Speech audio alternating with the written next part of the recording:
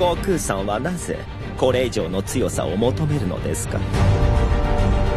この冥の力の大会で他の宇宙のとんでもねえ奴らに会ったから俺は燃えてんだ。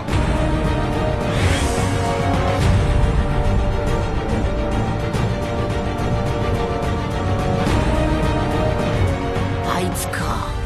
何者かわからんが凄まじい気だ。やれブロリー。なんだこいつ、戦いながら学習してやがる。素晴らしい。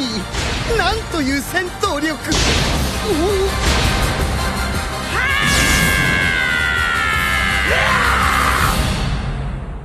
こいつは想像以上にきつそうだぞ。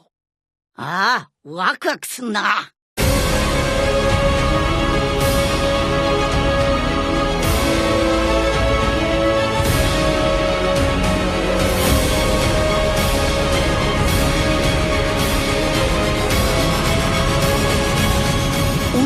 まだ上があんのか。